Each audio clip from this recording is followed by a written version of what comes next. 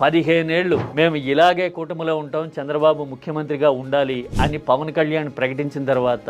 ఆ పార్టీలో ప్రత్యక్షంగా ఉన్న వాళ్ళకే కాదు, సింపథైజర్స్ గా ఉన్న వాళ్ళకు కూడా క్లారిటీ వచ్చేసింది. అచ్చా, ఎప్పుడు ఇలాగే ఉండాలన్నమాట, ఇండివిజువల్గా స్వతంత్రంగా ముందుకెళ్లే పరిస్థితి లేదనమాట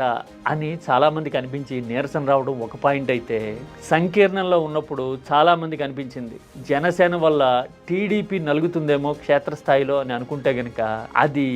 ఉల్టా అయ్యి రివర్స్ అయ్యి ప్రతి చోట టీడీపీ కోసం జనసేన కాంప్రమైజ్ అయ్యి త్యాగాలు చేసే పరిస్థితి వచ్చేసింది. అంటే పొత్తులోనే ఉంటాము అని చెప్పారు కాబట్టి అన్ని నియోజకవర్గాల్లోనూ ఎదిగే అవకాశం పెరిగే పరిస్థితి ఉండదు. రెండోది, ఆల్రెడీ ఉన్న కొద్దో గొప్ప క్యాడరు లీడర్లు కూడా అలయన్స్ లో పెద్ద పార్టీగా ఉన్న టీడీపీ కోసం కాంప్రమైజ్ అయిపోవాలి అనే సంకేతాలు వచ్చిన తర్వాత క్షేత్రస్థాయిలో ఒక రకమైన నిరుత్సాహం, నీరసం రావటమే కాదు, భవిష్యత్తు ఏంటి అనే ఆలోచన